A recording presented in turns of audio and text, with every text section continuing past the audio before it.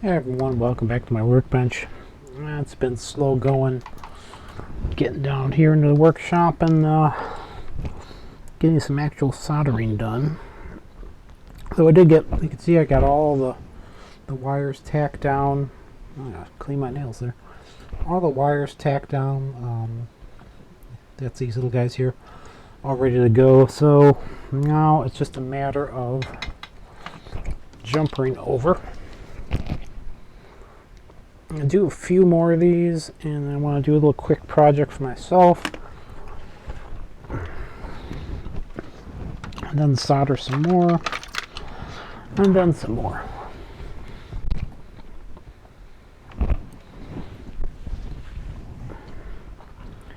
Challenges I need to get in here to this spot.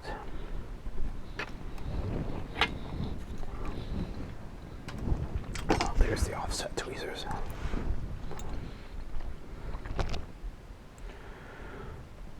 So challenges I have to alternate back and forth between one row and the next. Okay. Technically, this orange one is next. That goes here.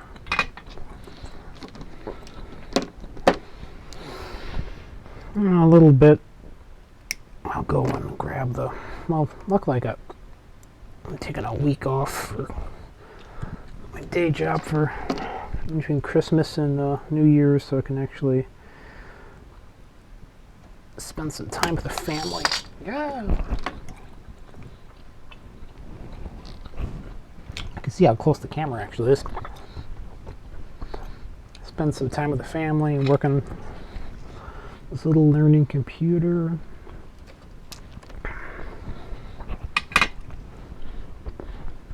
That goes here. That goes here.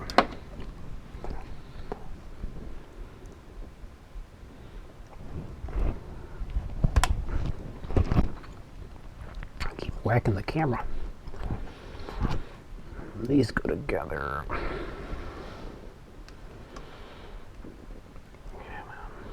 You can see why this is such slow going.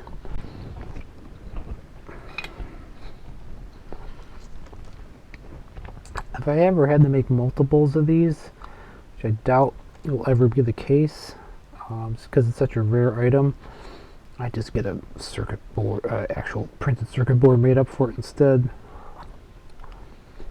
But I don't really think that's going to be needed. Let's go into the front row here.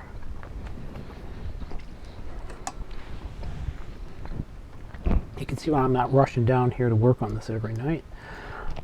It's a bit on the pain in the neck side.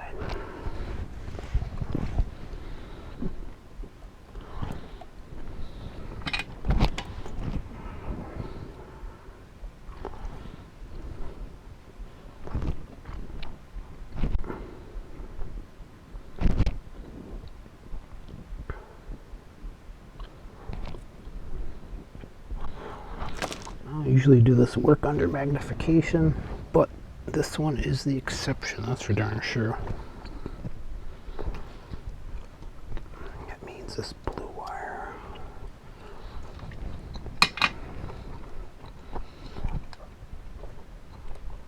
Again, you can see how much of a joy this is to wire up.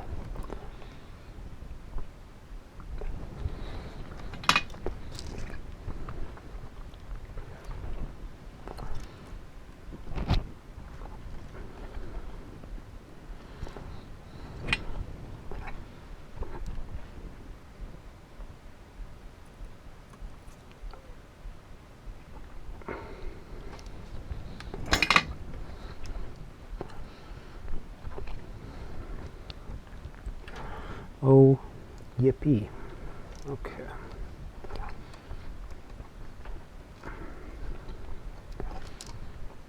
You go here. Put this aside just a minute.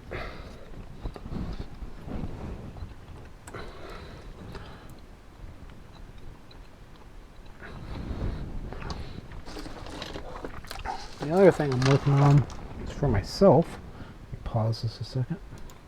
Okay, so now you see this strange pile of parts here. I have a couple of 4-inch PVC caps, some wing nuts, some 832 wing nuts, and some 832 bolts. And a piece of rubber. So you might ask yourself, what the heck is he going to do with that? Well, a while back I made a poor man's wet cleaner for records. Records, you buy them from like a thrift store or even used, heck, even new ones. They have all sorts of dirt and crud in the micro grooves that make up your record. So what I'm going to do here is, the one I had before was actually made from 2 pairs of plungers, 2 sink plungers, but it had a threaded rod, like, it was long. And the pain because you have to thread it. So what I'm going to do now is I'm going to drill a hole through the center of these, and then have a threaded, just have an 832 screw coming through. That'll go through the center of the record, and then have a wing on the other side. And what I'm going to do is I'm going to put some pressure sensitive adhesive on here, and adhere. I'll cut down some rubber here, so when it makes the seal, this will be one side of the record. I'll cut circles. This will be one side of the record, that'll be the other side, and it will be a little sandwich like this. I'll have this all trimmed off.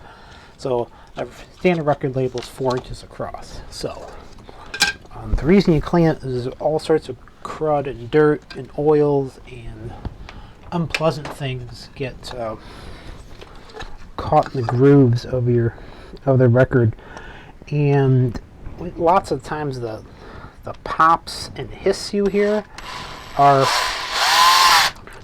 dirt that's caught in the grooves. You can't even see it sometimes.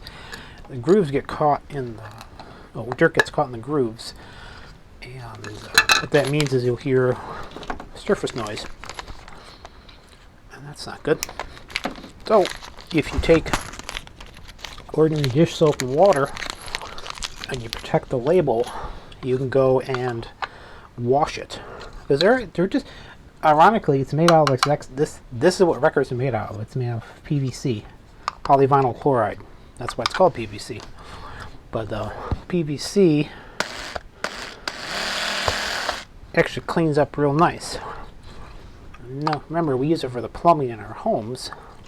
See, this side I just wanted to drill out so it's kind of tight, so it will self-tap as it goes through, and the other side I'm going to go like this.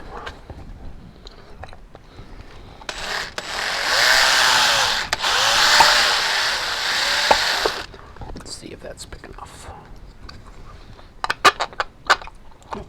So if we're going a little further, I'm going to go ahead and get some goo going and clean this up. The darn price tag was on this. This is actually a knockout drain cap for pipes, but luckily 4 inches is a standard size of PVC pipe. So I went to the old local Home Depot. I think these were about $1.60 a piece, and I bought the 832 screws there. See if we get the surface nice and clean. So I got the 832 screws and the wing nuts. It just makes it easier for turning by hand. Yeah, the nice thing about records is they're quite big. The old records, the original records, were made of shellac, which came of shellac beetles. So quite delicate, and they can shatter easily. But they used to call records unbreakable, and they're actually pretty hard to break because they're just PVC. So I don't think I need to get these perfectly clean, What I'm going to do is going to cover the whole surface with this pressure sensitive adhesive stuff.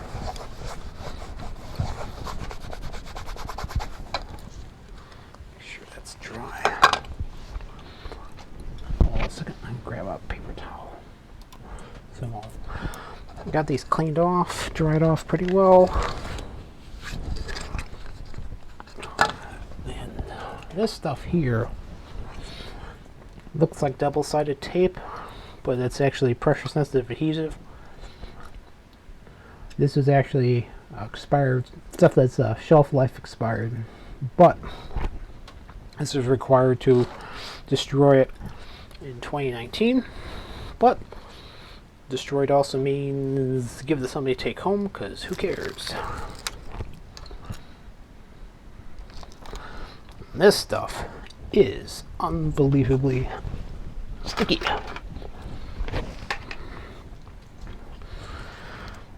This is some seriously industrial strength adhesive.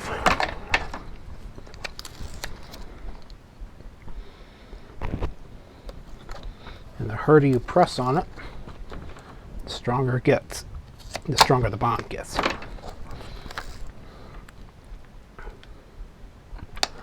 Our friends up at Minnesota Machine and Mining, otherwise known as 3M. In case everyone wondered what 3M means. They're up in Minnesota. They actually have a huge campus up in Minnesota. I've been up there before. Where the heck is my better Exacto? That is the question for the ages, isn't it? Let's go this route then.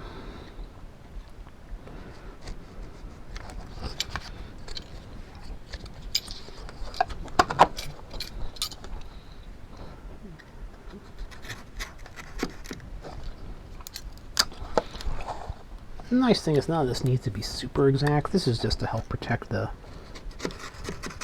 label, the record label. It's just a piece of paper. Man, I was in Home Depot. Oh, I live in Illinois, and there's a mask mandate, and it's not being enforced very well there. And with this Omicron variant, I don't know. I don't know why people are risking it. Known too many people have gotten sick from it so far. Not Omicron, but COVID in general. Quite a few co-workers, actually. I even work at a public-facing company, and it's still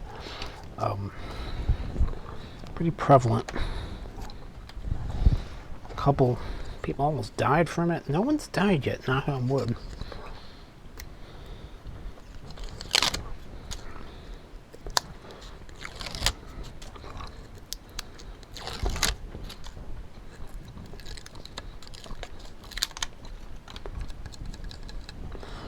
This is nice and sticky now.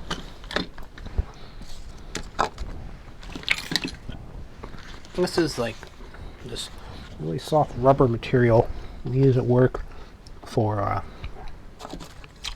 protecting the. We make is these it's known as a fiber optic gyroscope, and this keeps it from skittering around when it's on the trays in production. Looks nice.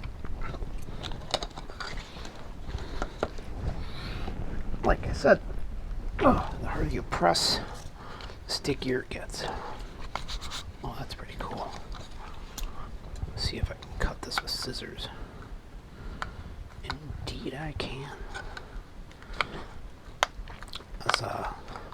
The reason I went down this crazy path in the first place is like the cheapest wet record player, record cleaner I could find on like Amazon. It was something nuts. Like, what was it? It was like $150 for like this plastic thing.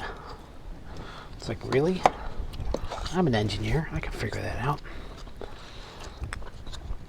So, hey, it's not perfect, but good enough. It'll keep the labels dry. So this is the tight one.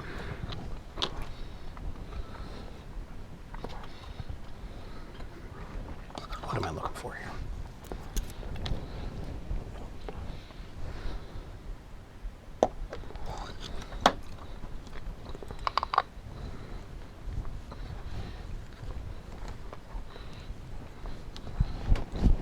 Like I said, on this side I went with, I didn't make it a hole too big as I wanted it, so I can basically self-tap through, which it did. Which actually worked pretty well.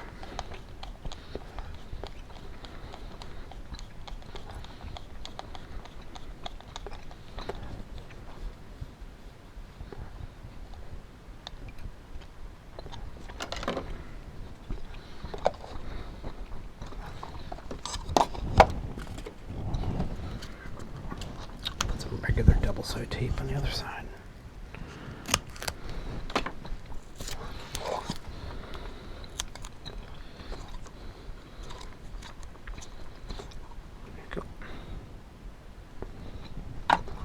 One side.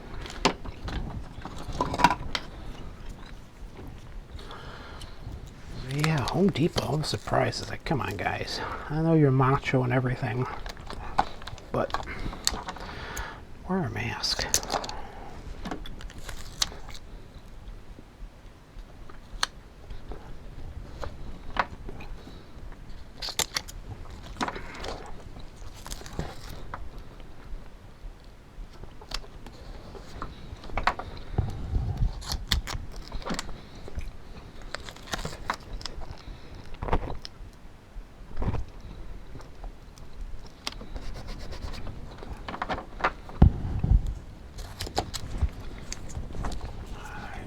That's it for that.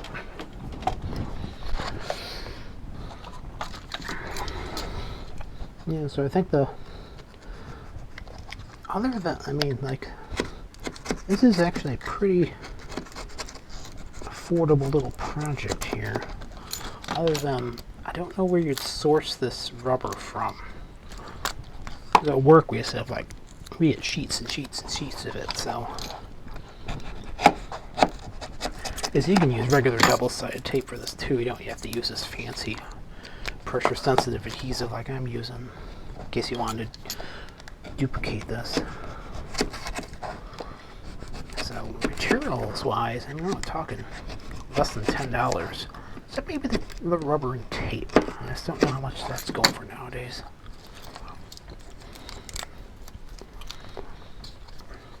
Again, it doesn't need to be perfect.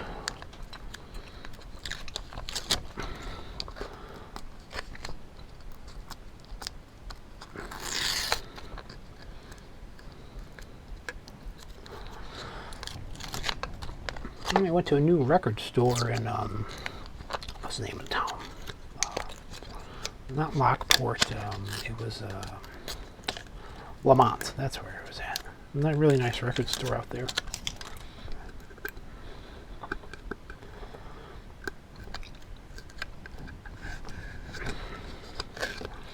Picked up Blues Brothers, a suitcase full of blues, and some Alison Moyet Elf on vinyl. Sorry, a record. It's not a vinyl, it's a record.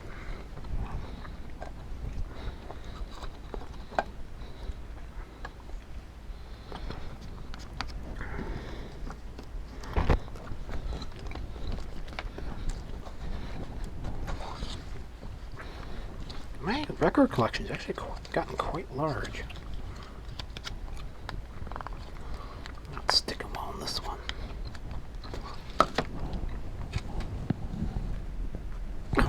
Okay. Yeah, I have about, oh man, it's gotta be close to 150 albums now. something like that.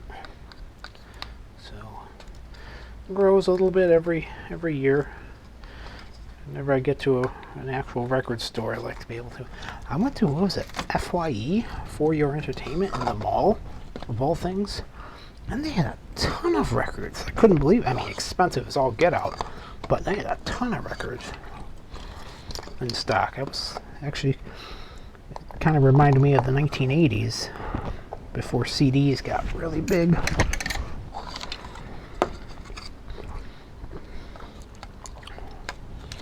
Go. And one wing nut.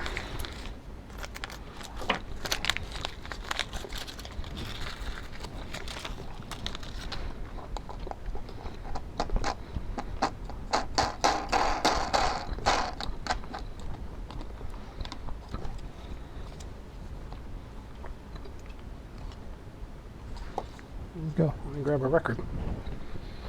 Let me show you how this works. Okay, so this is Blues Brothers, a briefcase full of blues. After this, I am actually going to clean. Even though I bought this just this weekend, you can see the focus on the record a little better. Get a little closer, you can see it. That's, you can see all the dust particles there all through the record, and it's also the dust you really can't see. That's the problem. But you can see how you tilt in the light. It's an odd pattern in here. That's dirt in the micro grooves of the record itself. So how this works is you take this, run through the center, back up the camera a little bit. You can see to one side, see how it completely covers the label. Then take the kind of center that up a bit. You just take the other guy here, plop him on top like that. Then throw the old wing nut on there.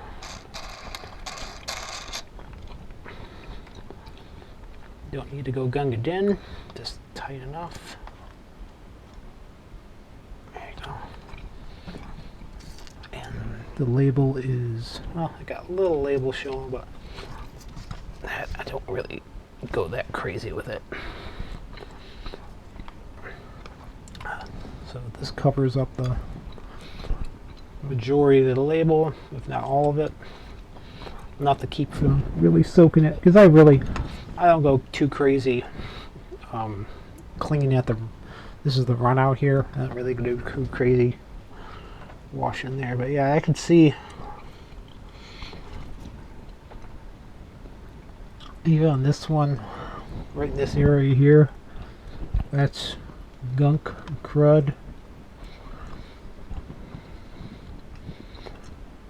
Dust particles are obvious. You can see a dust particle right there.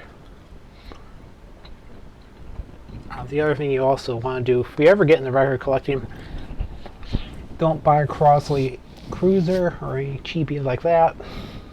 You can tell because they have a red stylus and a ceramic cartridge. You always want to get one with the moving magnets. And then if you have a better record player, you don't want to don't play dirty records on your record player, because like my better record player I have upstairs, I mean, just the stylus is like $70 for a new stylus, and I want to get as much life as I can off it. If you ever look at styluses, well, this goes a little deep here, but you'll notice that they actually are different colors. It really tells you what the shape of the stylus nib is itself. The tip of the stylus is, you have your white, which is your round head, which is your basic entry level, and then you have a yellow, which is more of an elliptical shape, and the best would be the green ones, and those are different as well.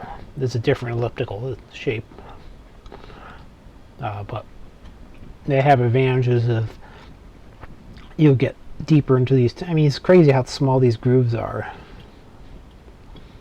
Hold on just a second. The word I was looking for was conical shaped. This is a white one. That's just the Audio Technica there. That's just the Audio Technica's label.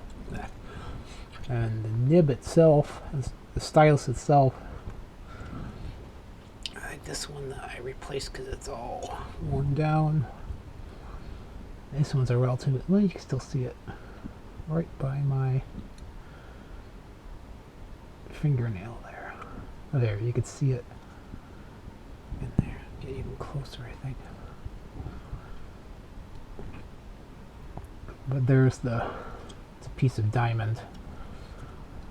You always want, I mean, they make sapphire and they make diamond. This happens to be a diamond diamond stylus, but that's what that little tiny point is there, and that's what fits into the groove.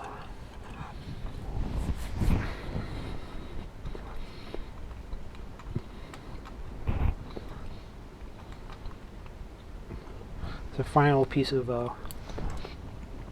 nerdly history of how the records work is the grooves are actually, it's a 90-degree opposed groove. So this is your left channel, that's your right channel. Because you can either have, you either had like this, which was like the mono, would just go up and down in the groove, and then they try to figure out can you go left and right for the other channel, or you can do the vibrations that way. They did a compromise, so the two magnets actually opposed to each other by about 90 degrees. So as it moves to the groove, depending where it's at, you can get your stereo sound. Pretty neat. Amazing they figured that out like in the 1950s, isn't it? So I'm gonna go clean this record, and I'm gonna upload this video and listen to a little blues. Everyone, thank you for watching, and I will get back to soldering this darn thing. But I need some music. I don't feel like a copyright flag right now. Thanks for watching.